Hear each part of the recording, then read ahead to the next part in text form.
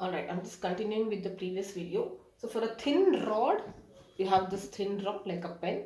About the axis is at the center like this. Okay, so the rotation is something like this. So what will that be? ml square by 12. Okay, that just have to remember there is no other axis mentioned. Now let us talk about a hollow sphere. Okay, so hollow sphere, about any diameter in general, x, y, z doesn't matter for a hollow sphere because it's symmetrical, right? So in general we say about the diameter. This you need to remember. Okay, 2 by 3 mr square is for hollow sphere, and next is for solid sphere. Solid sphere, again diameter, it will be 2 by 5 here. Okay, so see, ring, perpendicular mr square, diameter it is easier, so mr square by 2, half of it. For a solid circular disc it is still more easier, so along the axis it is mr square by 2, and along the diameter it will be mr square by 4. Okay, thin rod you have to remember ml square by 12. Hollow sphere and solid you remember 2 by 3 and 2 by 5. Okay, mr square, 2 by 3 mr square, 2 by 5 mr square. Now the last two part is cylinder. Okay, now cylinder you don't have to worry at all. Okay, there is something called a stretching property. What is this? So that you don't have to remember cylinder. Do you agree, if I have a ring like this bangle, if I just stretch it, it is going to be a cylinder. If I just stretch it, it's going to be a hollow cylinder. Okay, I just stretch this, it's going to be a hollow cylinder. Now, the moment of inertia of a string is mr square if it is rotated about like this. Correct? So, this is the first thing which we studied. Okay, rotated like this. For a hollow cylinder also it will be the same. Okay, for a hollow cylinder also it will be mr2. Why? Because what is moment of inertia dependent on mass. When you stretch it, mass is not going to change, axis is the same, and distribution is also the same. Okay, so that is why moment of inertia remains constant. So that is why I told you stretching property will be useful. If you just have this any 2D shape or any shape and you stretch it to get a 3D shape, it becomes easier for you. You don't have to remember this. So hollow sphere is nothing but rotated about an axis which is passing through the center perpendicular to the plane, is nothing but the moment of inertia for ring itself. Now you can tell me for a solid cylinder what it is. Solid cylinder, it will be a disc, correct?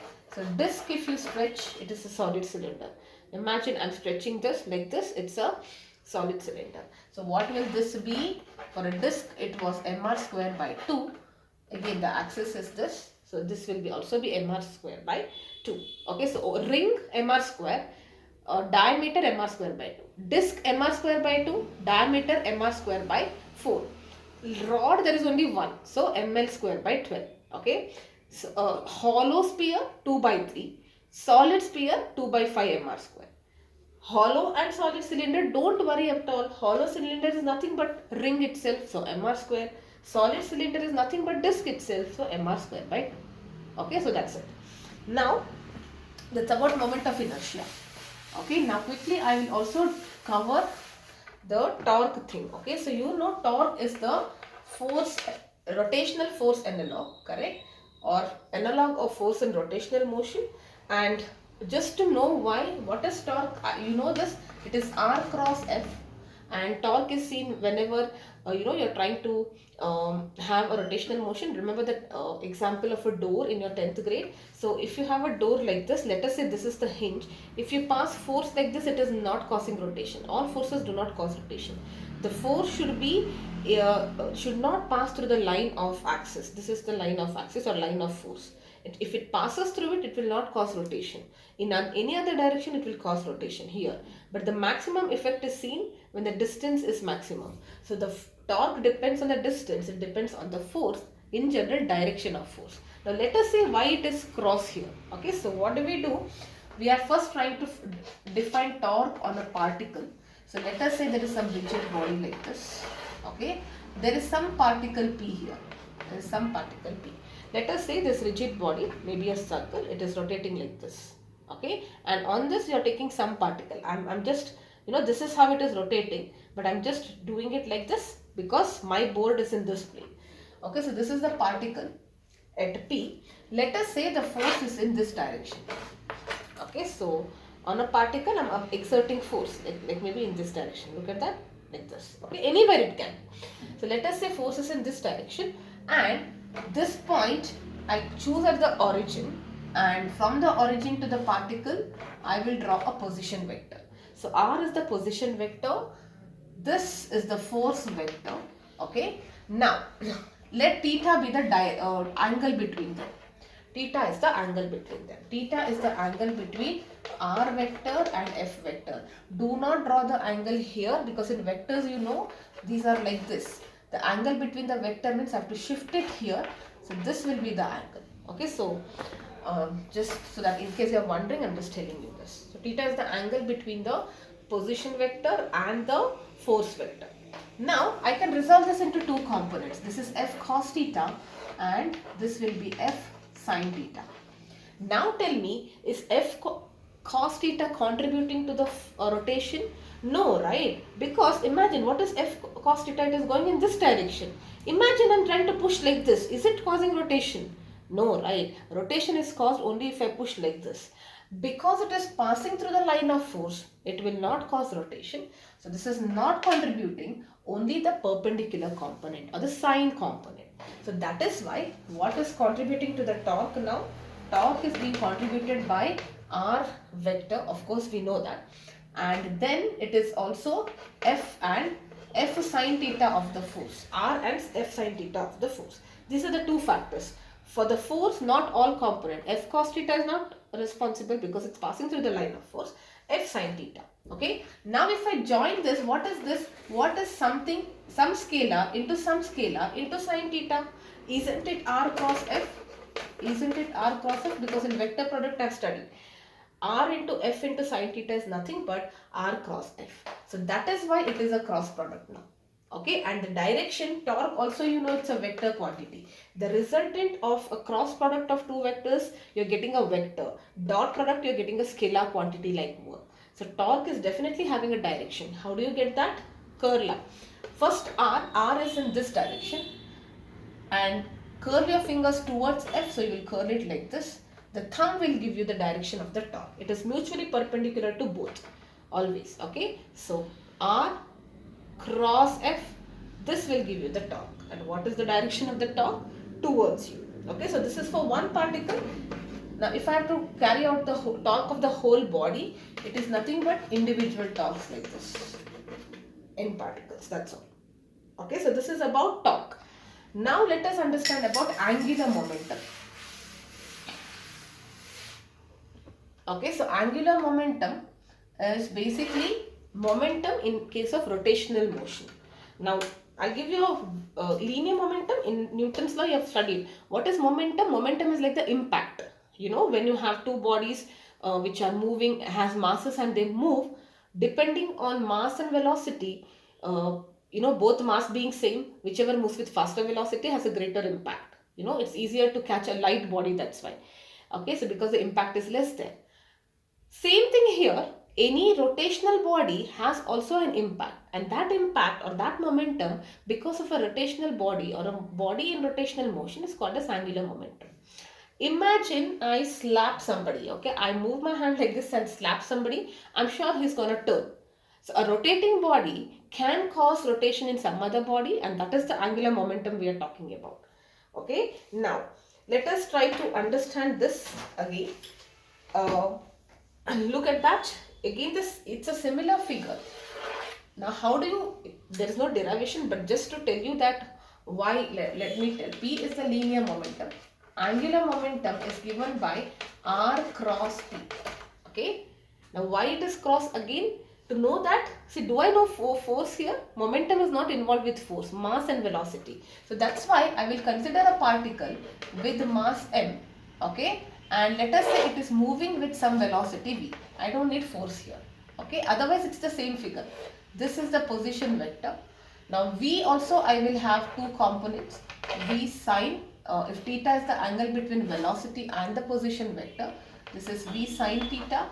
This is v cos theta. See, we are talking about angular momentum, so the body should be moving. this velocity will not contribute to the motion because it's passing through the axis. So again, what are the factors contributing to angular momentum? One is the mass, of course, v sine theta, of course, and the distance. These are the three quantities. Why distance? Because if I slap you like this, the impact is less. But if I slap you like this, the impact is more. Correct? So obviously distance matters. If I combine these three quantities together, what do I get? M, R and V sine theta. Mass is scalar. Look at that. You have R, you have V. Now what is this? Isn't it M, R cross V? Again the same analogy. Okay. So this is M R cross V, or in other words it is R. If I bring M here, M into V is nothing but P. So that is how we are getting R cross P. Okay, now in your questions, if the velocity and mass are, velocity and position vectors are perpendicular, you don't need to actually find it out. Or in other words, in general, I can also write it like this. It is M V R in general. It can be either R perpendicular or V perpendicular. Any one should be perpendicular. Okay, now in this case, look at that. It was V perpendicular. V sine theta is nothing but V perpendicular.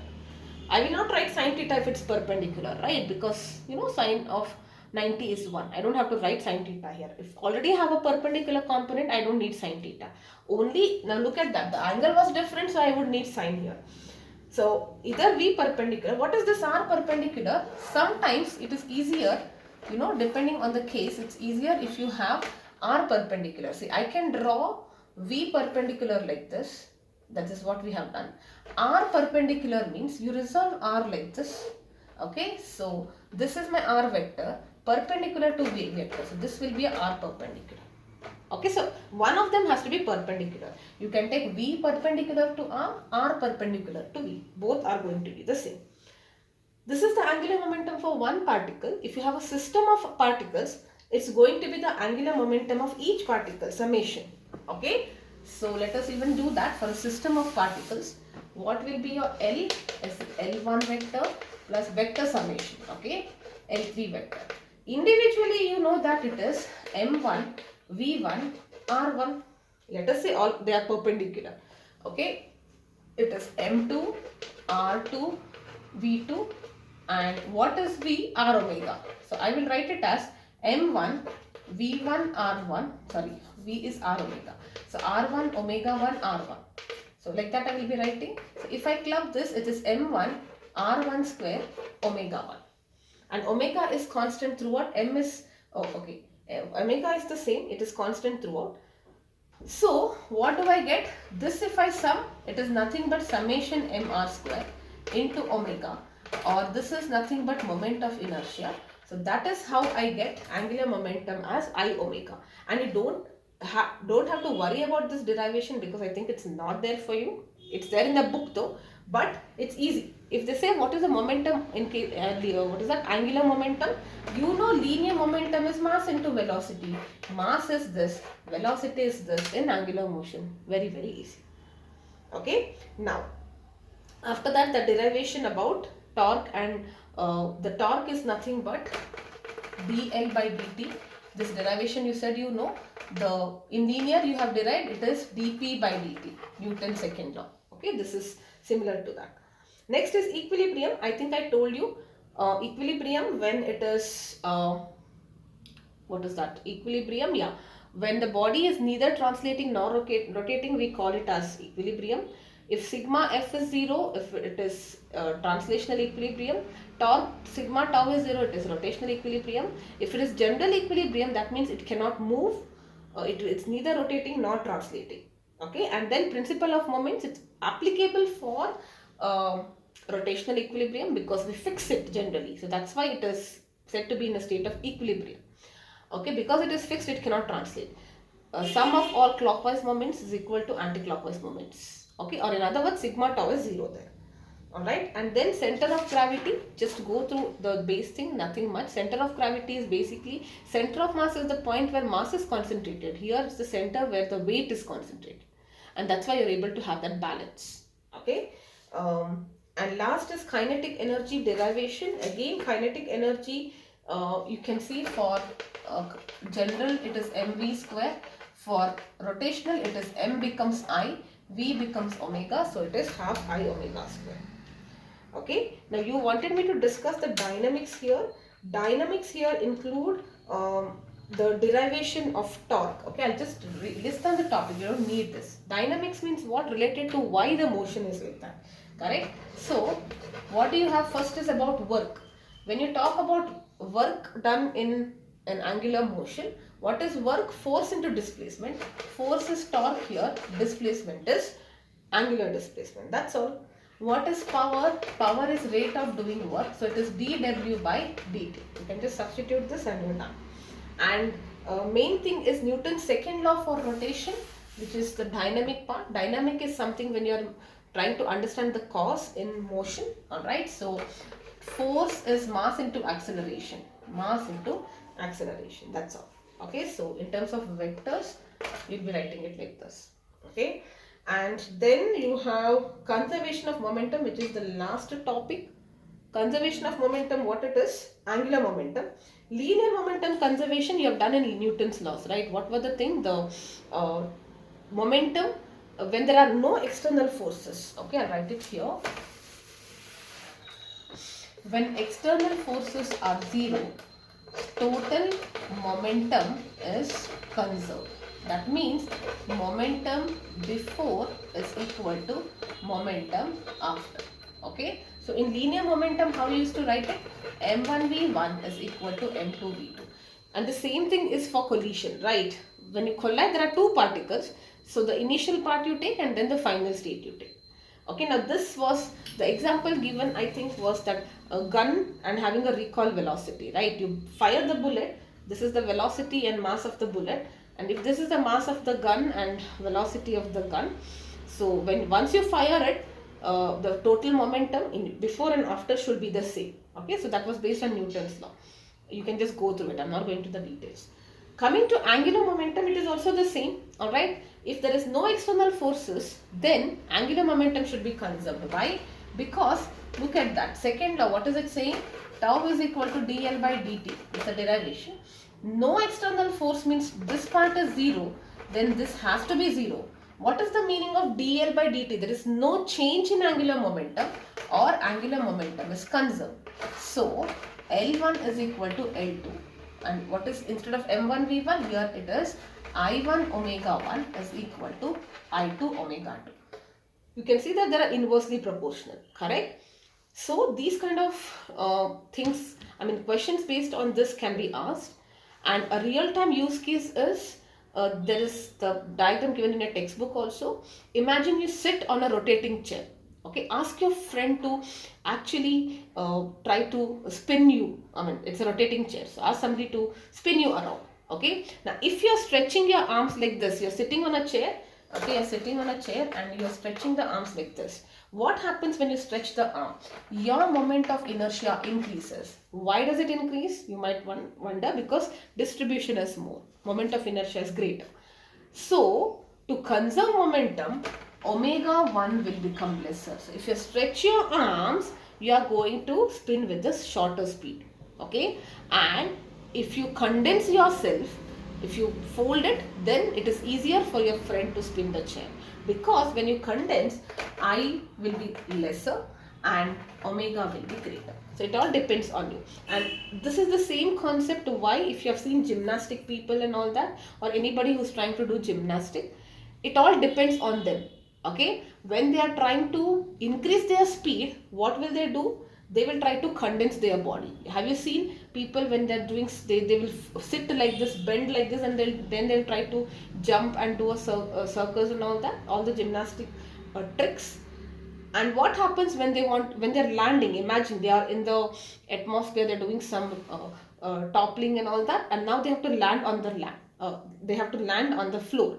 So what needs to be done? You cannot land with a greater velocity. So when they are landing, you want the velocity to be less. That's the reason they'll spread their arms. So when they're rotating and landing, if you spread their arms, then it is easier for them to decrease their velocity. And this is the concept where total angular momentum is conserved. Okay, so you can actually go through this question here in the base.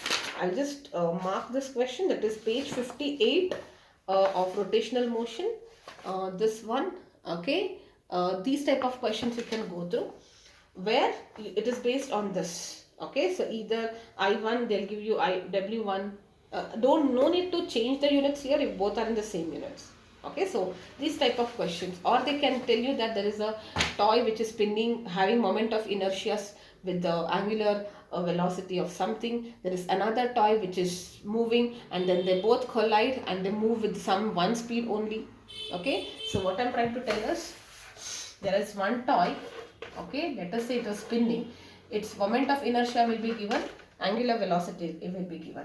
There is one more toy which is also spinning, its moment of inertia will be given, angular velocity will be given, and they collide, and when they collide, you know, they start moving with the same speed.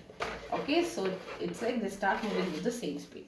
You have to probably find this, the new speed or something. They'll give you this. Okay, it's just this equation, I1 omega 1 plus I2 omega 2 is I1. When they meet, their moment of inertia will be added. Okay, so I1 plus I2 into omega. So I know this, I know this, I know this, I know this, I know this, I know this. You have to calculate the speed. This kind of questions also they can ask you. Okay, so anything else you can let me know.